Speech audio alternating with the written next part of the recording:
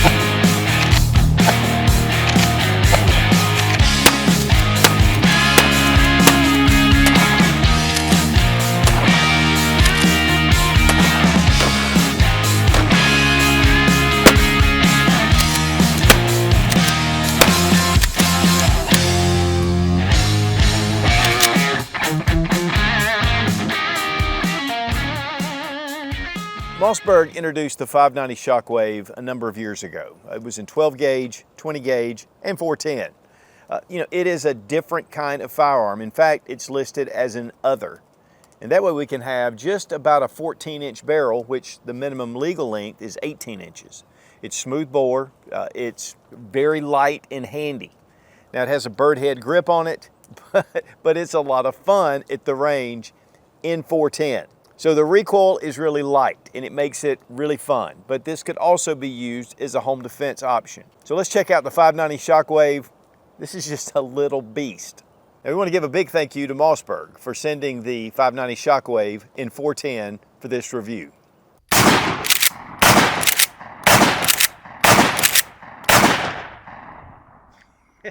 Now when the 590 Shockwave came out, and the TAC-12 by Remington, it was very different. And one of the reasons that you're able to have less than an 18-inch barrel on a shotgun is this is not really technically a shotgun. It's what they call other. It's a firearm, but it's in the other category. So there are certain rules that don't apply to this, which apply to a standard shotgun. This has a 14.375-inch barrel, and an 18-inch barrel is minimum legal length on a regular shotgun. And also you have this bird's head grip, which you used to see the Mossberg cruisers, and they would have a pistol grip and you could grab it here and you could kind of shoot it from your waist. Honestly, as far as usability, this is a better option. The bird's head grip, or they call the raptor grip. And you can get a hold of this, and then when you're firing it, I mean, it does give you, some good points of contact, but I'll tell you guys, honestly, this is an awkward shooting firearm unless you take it out and you really train with it. So it's fun, and you can take it out to the range, and it's kind of crazy. But honestly, if you're going to count on this for any kind of self-defense application, you really need to train with it. Now, one of the big things about 410 is that it is very soft to shoot. And so this is going to be very attractive, especially to those who don't have a lot of shooting experience, which lends to very little training. So put all of that in consideration. If you think, I'm going to buy one of these and my wife can use it, or my teenage son, if something were to happen, they need to be able to train with it. Yes, the recoil is lighter, but it is different. It's awkward. You're not putting it on your shoulder. Now let's go ahead and make sure the gun's unloaded. We can look here. We have our tube. It's empty. And then right here is your release button for your action. Bring it back and the gun's empty. Now the 590 Shockwave in 410 will take 4 of your 3-inch shells. This does accept 3-inch. 2.5 inch, you can get up to 5, and then plus 1. So you have a 6 round, honestly, capacity for this shotgun. And guys, there is a bazillion choices of ammo, and we can thank the Taurus Judge, honestly, for all the different self-defense loads that have come out. And we're going to kind of look at some of those in a minute. But of course also the TAC-12 from Remington. The Smith & Wesson Governor is also another excellent choice that shoots 410 and 45. And so it gives you some options. And guys, a lot of times we discount some of these things as just novelties. But the Shockwave's been around for a good while now, and it's very popular. And really there's a lot of application, but again, there are some downsides, and we're going to talk about those. Now we're going to start from the back, and this is your bird head, or what they call the raptor grip. It's smooth, hard plastic polymer. You can get a good grip on it. It has kind of a bob that comes out, or a knob at the end, and that just allows you to hold on to it. Really, you should actually be pulling back with this and pushing forward with your other hand.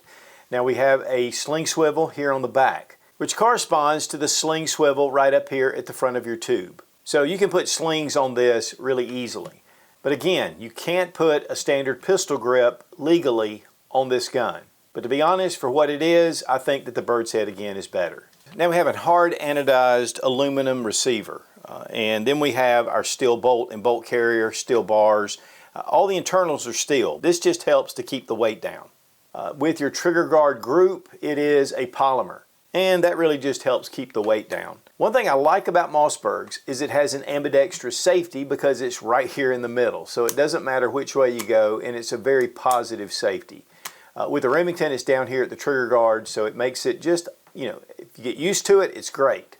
But this is just a little more, to me, intuitive and easy to find. But also you'll notice that the receiver is drilled and tapped, and so you can put a small little rail on here and put a red dot or some kind of small little optic, which honestly is going to help you to be a little more accurate. And it has grooves that come all the way down the top of the receiver, and this is going to cut down on any kind of glare. But like a standard shotgun, there is no real sight here. This little trough actually works with the bead up front, and it's just a brass bead, which is traditional for your shotgun.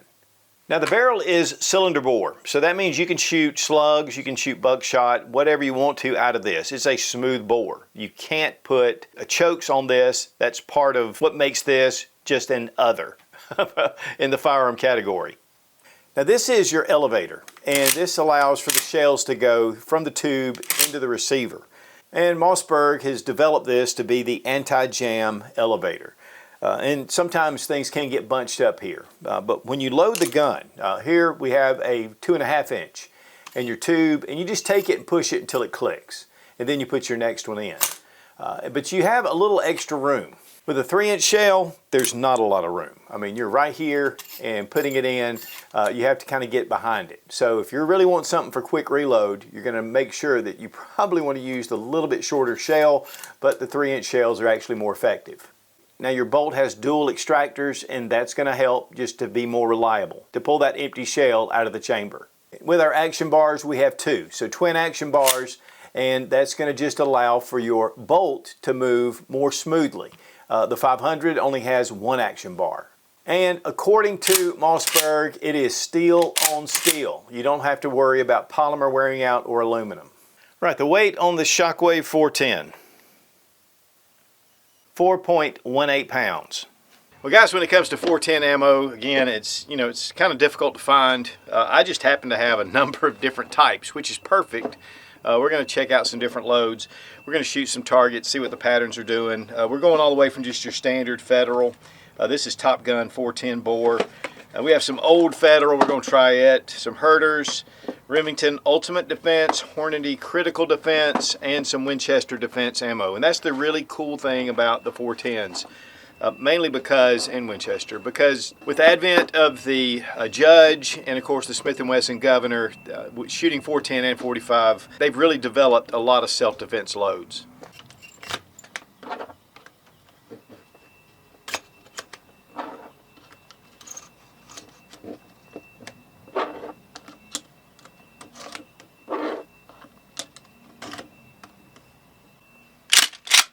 Ain't nothing like the Mossberg Shockwave in 410. This thing is a little beast.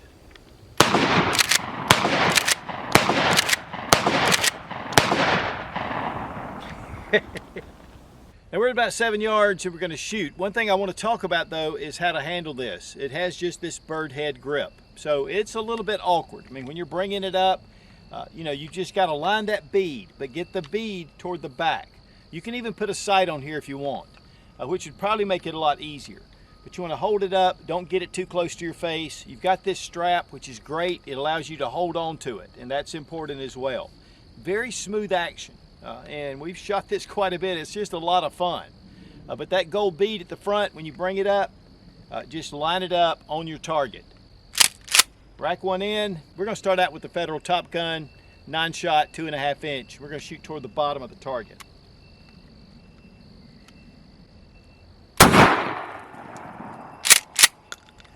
All right, next round, we're going with the buckshot from Winchester, the Super X. We're just gonna see how that does. We're gonna shoot just a little bit above it.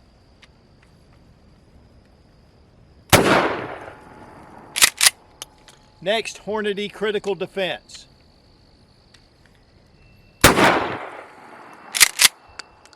And then with the Winchester PDX, we're going to shoot toward the bottom.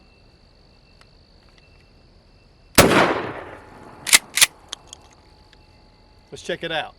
All right, guys, here is the original shot, the Federal Top Gun.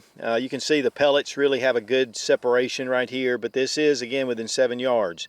Shotguns don't make a huge blast, which a lot of people feel, but they're pretty much in a general area. Now, you'll notice this is not from the Winchester, and we'll get to that in a second.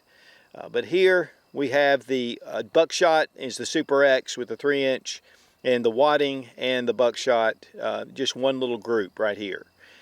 Here we have the Hornady critical defense. It was a pretty nice group here, and it spread out, and it really created a little bit more damage. And then down here at the bottom, this is the PDX from Winchester, but it also formed this as well. So the wadding may be down here, or some of the pellets, but I think everything kind of went into this general area. So the PDX looks pretty good as well. These are designed for self-defense. This is also designed for self-defense with the Hornady. And so choosing a good self-defense round for your 410 is really going to be your best option. This is just going to pepper them, and it's just going to make them mad, pretty much. I mean, it's going to hurt, and it may make them run, but this is really the least of all the rounds. Here we're shooting a 12 gauge with just a stock on it, and with buckshot. And then we're going to switch it to just shooting it as the Shockwave, and the difference in reaction between the two. And you can see these compared side by side. It gives you kind of an idea of shooting it with a stock, and then of course in the pistol grip configuration, or the bird's head grip.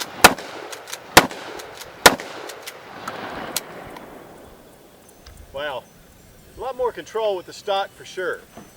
I was shooting a little bit high with this, seemed to kind of pull up. Of course, the stock on your shoulder is an advantage, but yet you got the compact size.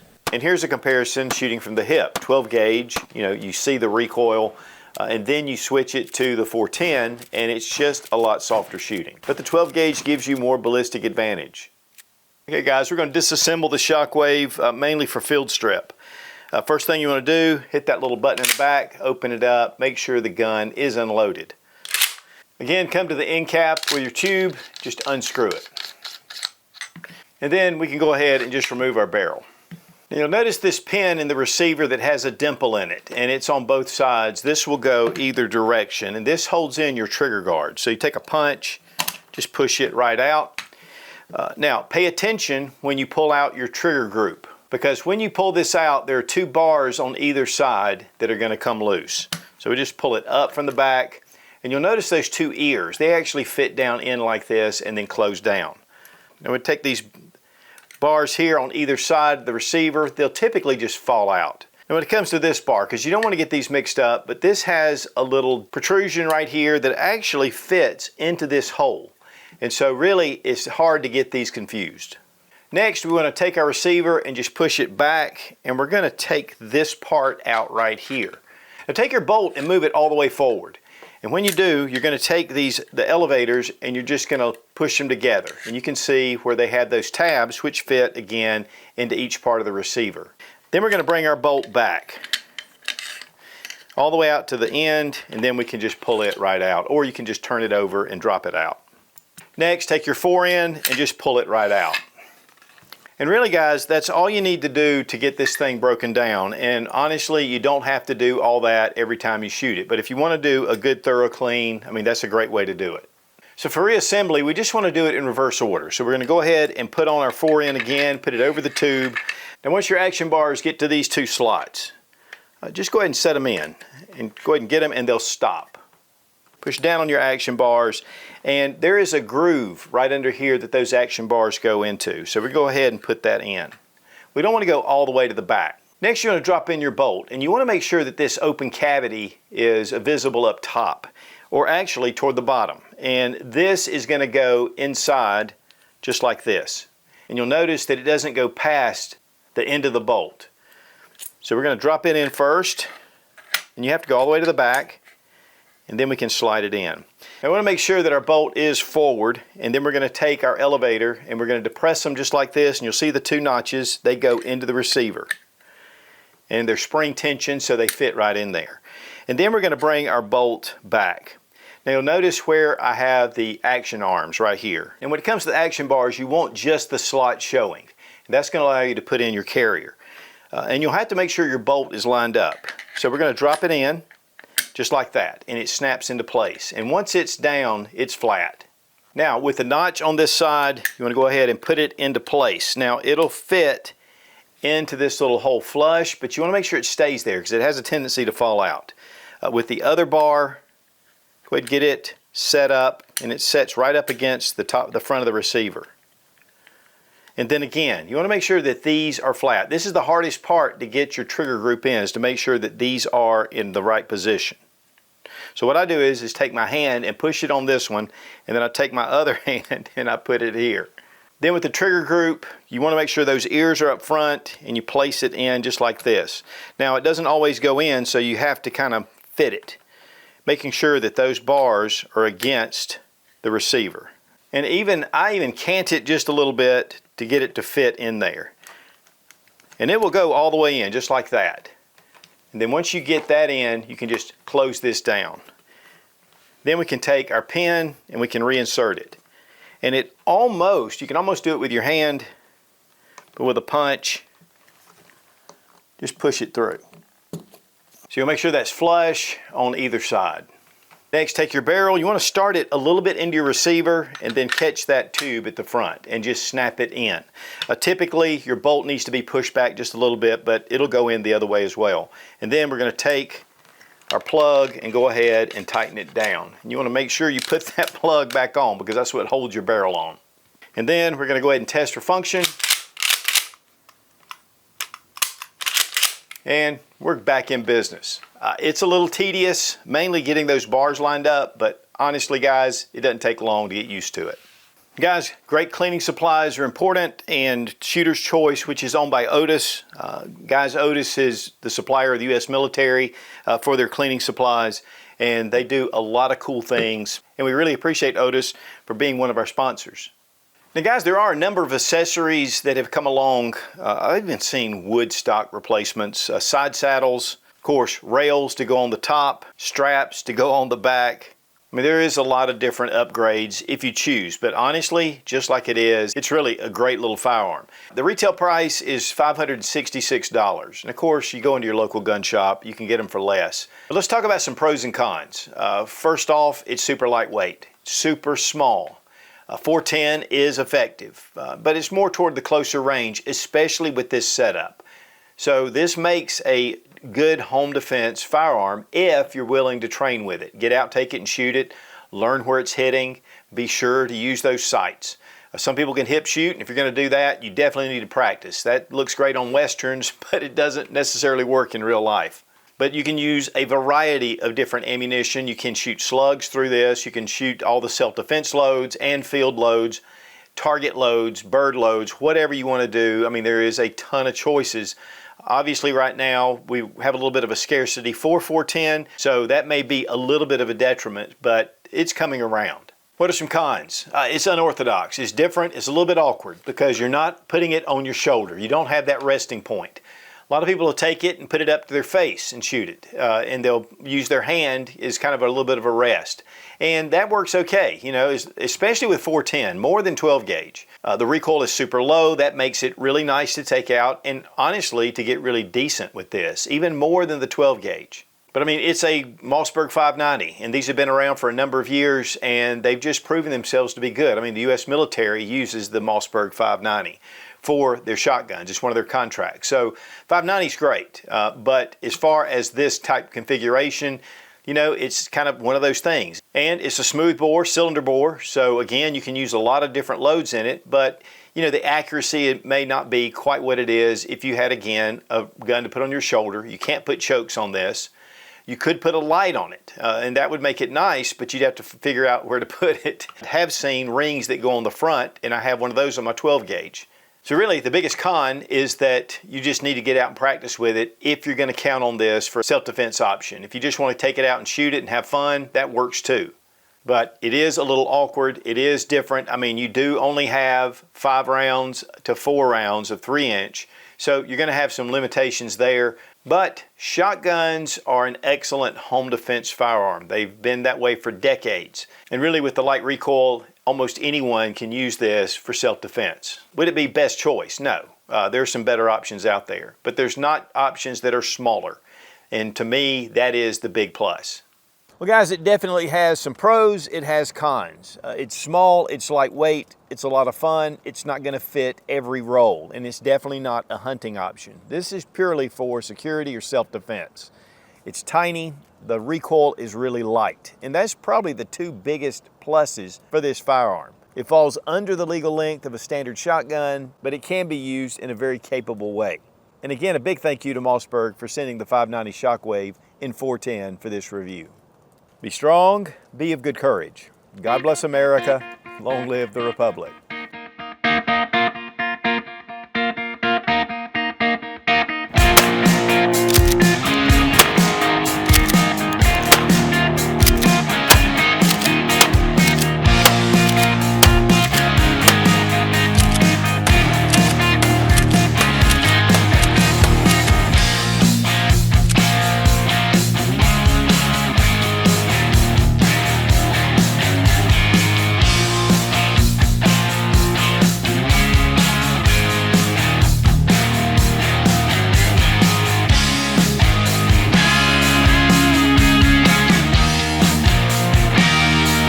Show you this new karate move I got. Karate move. Show you this new karate move I got. Yeah, the move I already know. Thanks. What, this? Yeah, You got that one going? I've lived with you my whole life. I know that move. I had never even done that. I just learned that from Cage.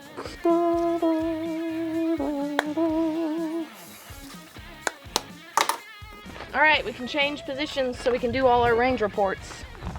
I don't want to. I like it right here. We're scary. We feel like we're doing something wrong. Everything's coming apart. Next, we're going to drop in our bolt. You want to make... It did. Look, it won't go. This has a lot of features that really are pretty quality. Okay, I don't know the pretty quality. I don't know if pretty quality is the right description.